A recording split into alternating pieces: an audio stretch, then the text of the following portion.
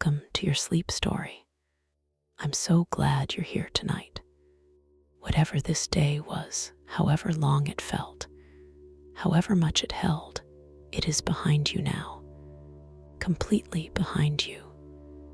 You made it through, and that is everything. So let's begin. Before I take you anywhere tonight, I want to count you down from 10 to 1. And as I count, I want you to allow yourself to sink just a little deeper into wherever you are right now. Feel the weight of your body. Feel what is beneath you, holding you.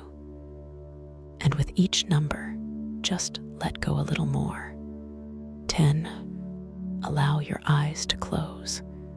Gently, completely.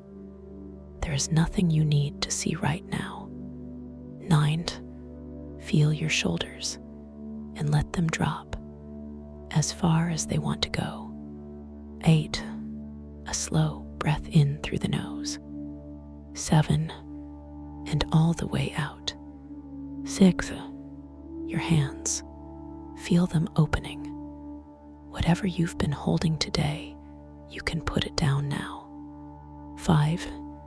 Your jaw is soft. Your face is soft. 4. Your legs are heavy, warm. 3. You're drifting, not asleep yet, but moving that way. 2. The day is behind you, completely and entirely behind you. 1. And now, tonight's sleep story, the relaxation. Before we go anywhere, I want to stay here with you for a moment. Just here, just now, because this moment, this exact moment right now, where you are lying in the quiet, deserves a little attention, a little kindness. Take a breath in for me, from the very bottom of the belly.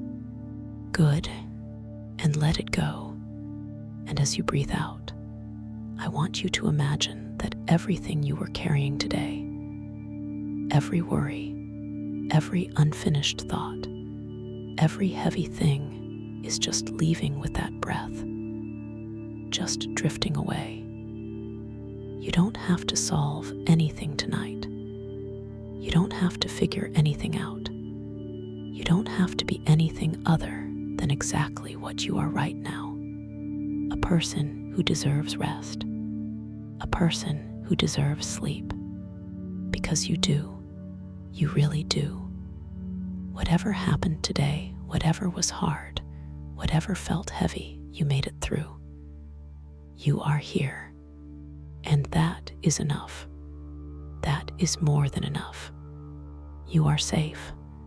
And you are here. Bring your awareness gently to your feet now.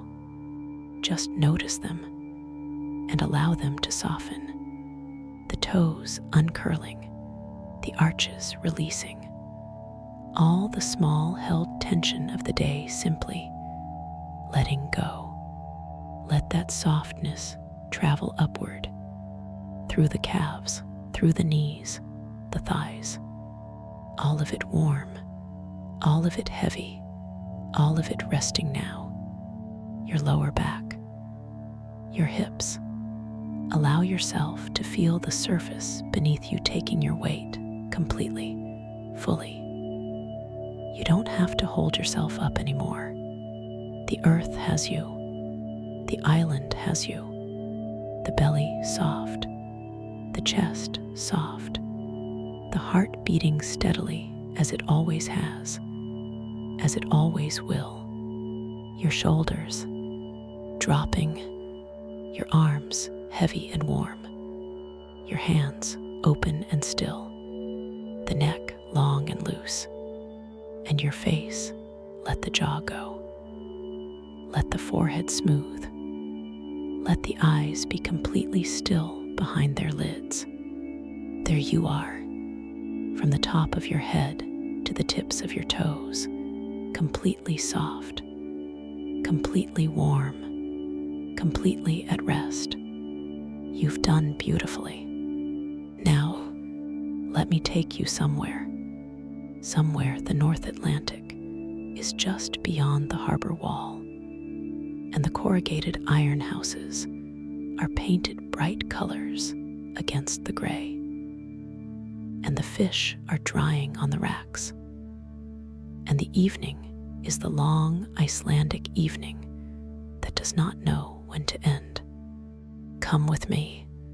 The island, Iceland, in the middle of the North Atlantic, the island that sits on the mid-Atlantic ridge, the boundary between the Eurasian and North American tectonic plates, the island that is still being made, the volcanoes, the lava fields, the geysers, the hot springs, the island that the Earth is still building, still adding to, the newest land on the surface of the planet.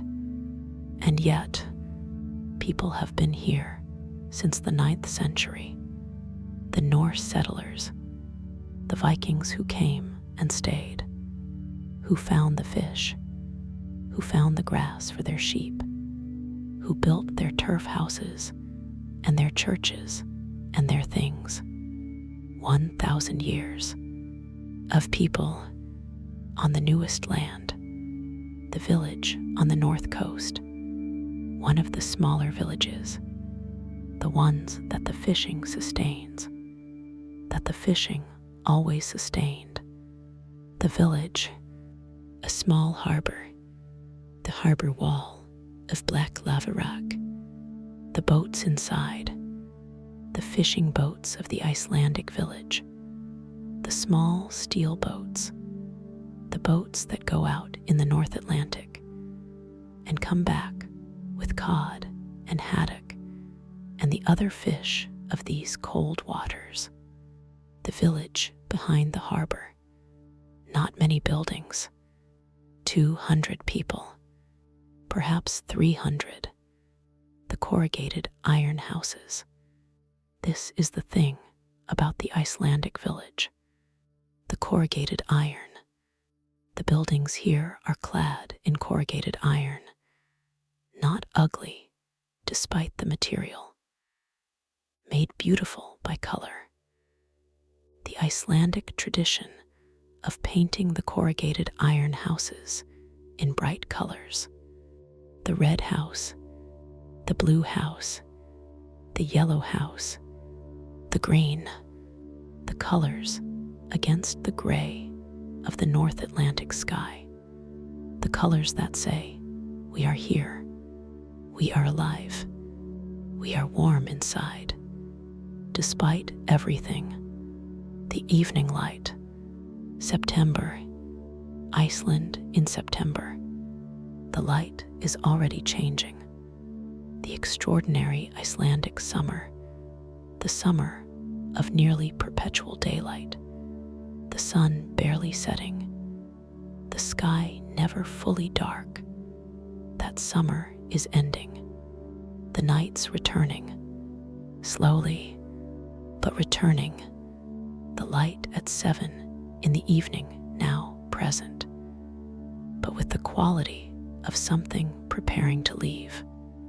The horizontal light, the light that comes in at a low angle, the light that is the gift of the high latitudes in the shoulder seasons, the light finding the corrugated iron houses, the red house, the red amplified by the low light, more red than it is at noon, the most red, the blue house, the blue deepened, the yellow going gold, the village in the shoulder season light, extraordinary, for 20 minutes, perhaps 30, and then the light changes, and it is evening. The drying racks at the edge of the village, the fish drying racks, the traditional drying racks of the Icelandic fishing village, the frames on which the cod are hung to dry.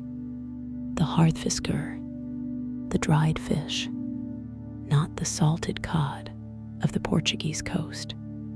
Different, the Icelandic dried fish, hung whole or split on the racks in the cold, dry, clean air, dried by the wind and the cold and the time.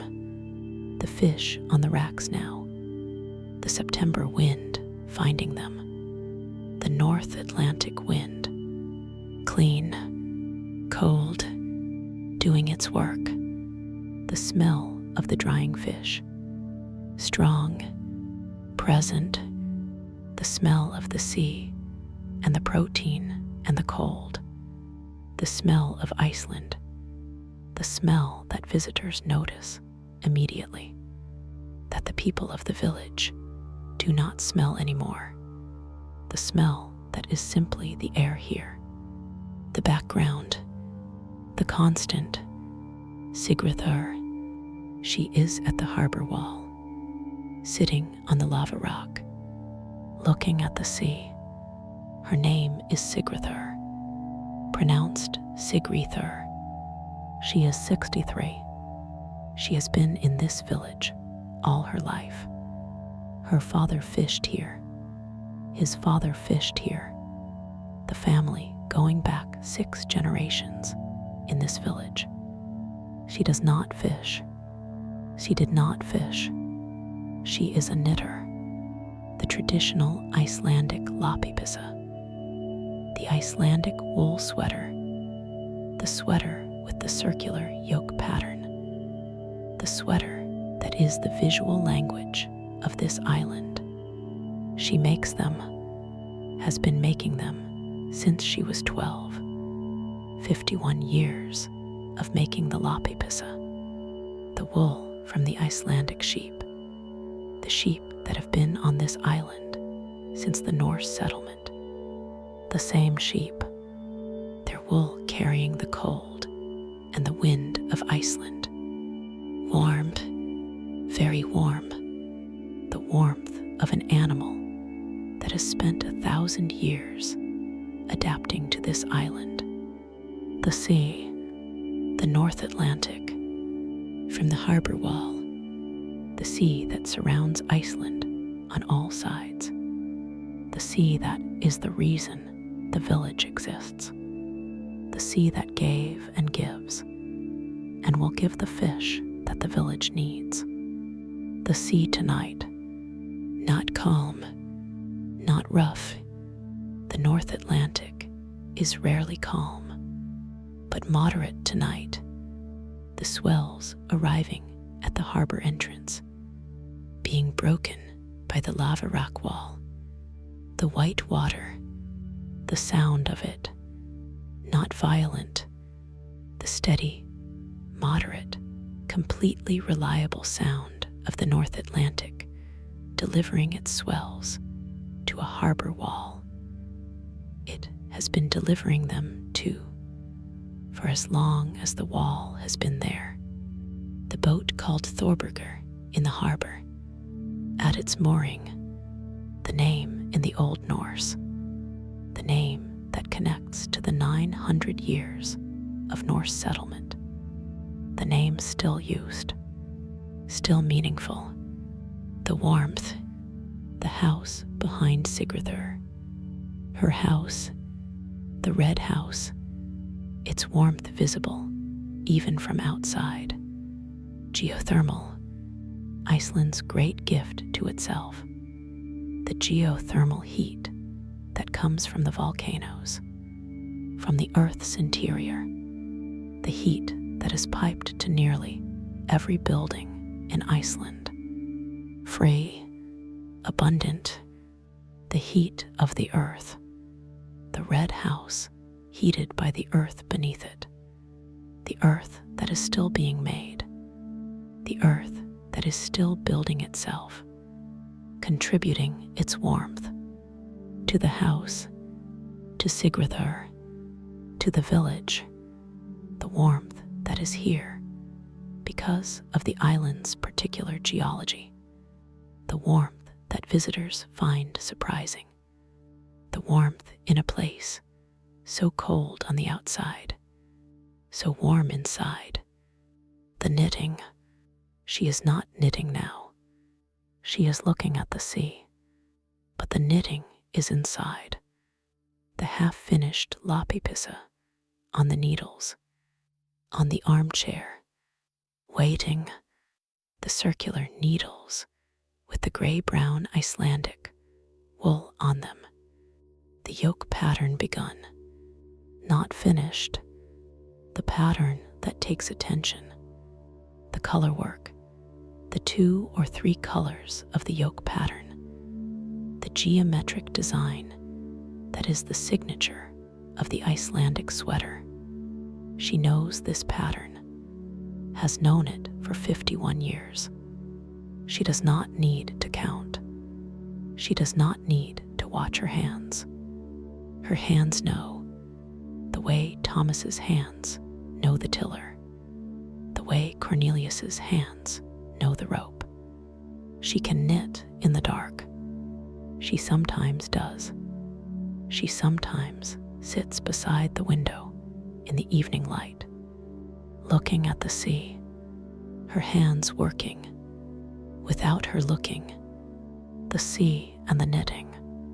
Together, the smell, the village in the evening, the smell, the drying fish, always the drying fish, and the sea, the North Atlantic Sea smell, the salt, the cold, the particular smell of this sea, the Arctic-influenced North Atlantic, colder and cleaner than the seas further south, and the geothermal, the slight sulfur smell of the hot water that heats every building, not unpleasant, simply present, the smell of Iceland, the egg smell, very faint, from the hot water pipes, the hot water that comes from the ground, from the earth, bringing its minerals, its slight mineral smell, and the sheep, the Icelandic sheep on the hillside above the village. Even now in September, on the hill, their smell, the lanolin of the wool, the grassiness of what they eat, present on the wind. All of these, the smell of this place, the smell that is only this place. Vigdis, she comes out of the blue house next to Sigurður's red house. Her name is Vigdis. She is 59. She and Sigurður have been neighbors all their lives. They were in school together. They played on this harbor wall as children. They have been neighbors for 63 years. They do not need to say much. Vigdis sits beside Sigurður on the lava rock. She looks at the sea. Sigurður looks at the sea. They sit, not speaking, not needing to. The sea speaking, its particular language, the language of swells and breaks, and the sound of water on the old lava. They have been listening to this language all their lives. They understand it, or they have learned to be comfortable with not understanding it, which is the same thing. At a certain depth, the aurora, it is September. The nights are returning, dark enough for the aurora. Sigurður checks the forecast every evening. The aurora forecast, the KP index, the measure of geomagnetic activity. Tonight, KP4, active, she told Vigdis. Vigdis already knew. They will stay outside until it comes, or it doesn't. This is the Icelandic way with the aurora. You create the conditions. You wait. You cannot summon it. You can only be ready. The way Margaret was ready at the Canadian lake. The waiting, the possibility, the north, above the village, the sky, still not fully dark, the late Icelandic September evening, still holding its light, but very faintly at the northern horizon, a green, very faint, just there, the Elopysa, the Lapipissa, the Icelandic wool sweater, its history not as old as you think, the design, the circular yoke, the geometric pattern around the shoulders, developed in the 20th century, the 1950s, when the Icelandic knitters began experimenting with the circular yoke, drawing on traditional Icelandic patterns, but making something new, something that looked old, that felt old, that carried the weight of the island's history, even though it was new. The Lapipissa, that is now the visual symbol of Iceland, in every tourist shop, in every photograph, but also here, in Sigurður's hands, the real thing, the wool from the real sheep, the sheep that walk the real hillsides, the wool that carries the cold and the wind, the warmth that comes from understanding the cold. What Sigurður knows. She knows the sea. She knows the village. She knows everyone in it. 300 people. She knows each one, their family going back, the genealogy of a small island village, everyone connected, everyone related by blood or by marriage, or by the long proximity of shared place. She knows the weather. She knows the aurora. She knows when the sheep need to come down from the hill before the October storms. She knows the patterns, the natural patterns of this island, the seasons, the weather, the aurora, the fish, the wool, the patterns that her grandmother knew, that her grandmother's grandmother knew, that the women of this island have known since the Norse settlers came and stayed and made this their place, the knowledge that is the island. In her, growing still, Sigurður and Vigdís are on the harbor wall. The aurora is beginning above the northern horizon. Green, very faint, growing. The sea is in front of them. The red house and the blue house are behind them. The drying fish are on the racks. The wool sweater is on the needles inside. If thoughts are arriving, and they probably are, because that is what minds do, they are not staying long. The North Atlantic takes them, the sea that has been taking everything for 1,000 years, the settlers' fears and hopes, the fishermen's prayers, the long dark winters, all of it taken by the sea, which is not indifferent, which simply has the capacity for everything. The thoughts come, you notice them, the North Atlantic receives them. You don't need to hold any of them, just the lava rock beneath you, just the sea, just Sigurður beside you, just the aurora above. Growing, peace lives in this village, in the corrugated iron houses, and the drying fish, and the Lapipissa, and Sigurður's 63 years of knowing this island and this sea and this sky. Tonight it is yours. Good night. You are doing so beautifully. The day is done. You came to the harbor wall tonight. The shoulder season light made the red house more red and the blue house more blue. Sigurður was looking at the sea. Vigdís came and sat beside her, and they did not need to speak. The aurora appeared above the northern horizon. Green, growing, the village received you, as Icelandic fishing villages have received people since the Norse settlers. With the cold sea and the warm house and the corrugated iron painted bright against the gray, and the aurora when the conditions are right. Carry it with you on the gray days, the days when everything is the color of the North Atlantic in November and the warmth seems far away. Remember the red house.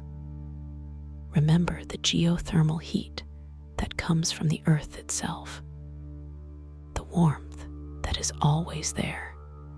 Beneath everything, the earth still warm, still building, still here.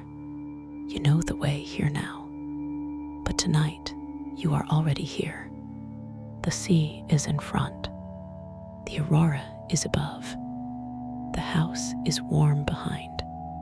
Sleep now, deeply, completely. You deserve every sea cold, aurora-lit, geothermal warm, wool soft, island deep moment of this rest. Every single one. Good night. Sleep well. The village through the night. The aurora at night. The aurora, fully present now. The green curtain. The same green curtain that Margaret saw above the Canadian lake. But different. The Icelandic aurora is different from the Canadian aurora. Not in physics, in context. In Canada, the wilderness, the boreal forest below, the silence of 50 miles of trees. In Iceland, the village, the red house and the blue house, the harbor wall, the drying fish, the aurora above all of it, above the inhabited place, above the human things, the aurora over the village, the way it is always above the village, has always been above the village, since the Norse settlers came, and looked up, and saw this green, and stayed, the sea at night, the North Atlantic at night, the swells continuing. They do not rest. The North Atlantic does not rest.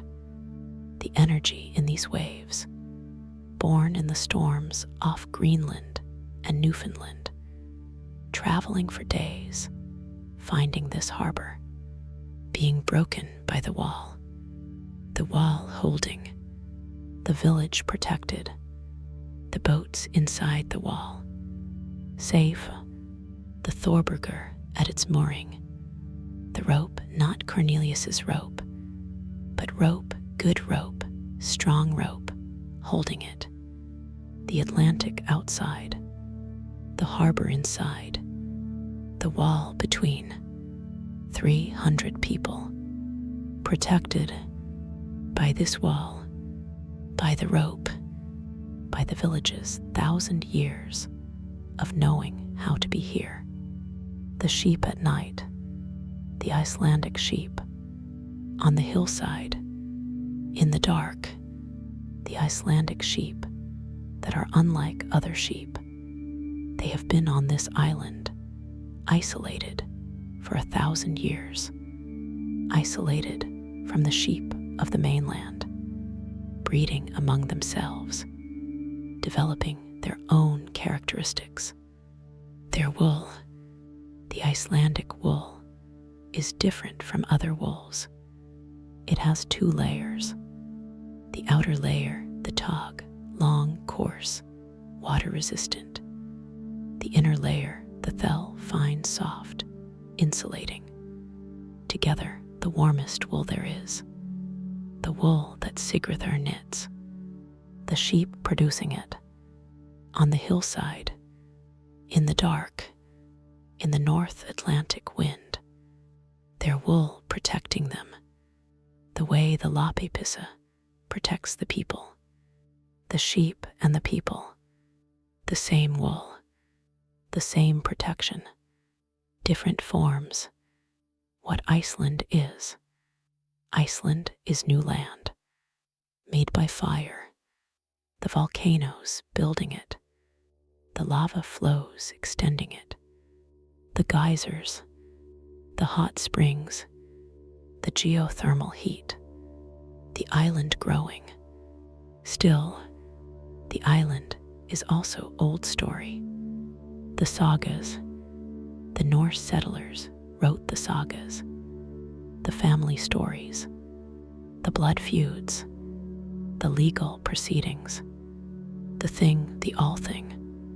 The oldest parliament in the world. Established in 930 AD. The Norse settlers who needed a way to govern themselves on this new land, who created a parliament before most of the world had won. The new land, the old story, the old democracy, the new volcano, all of it, Iceland, in this village, in Sigurður, in the Lapipissa, on the needles, in the wool from the sheep, in the aurora above, in the geothermal heat below. Sigurður's night. She goes in at midnight, the aurora still going above.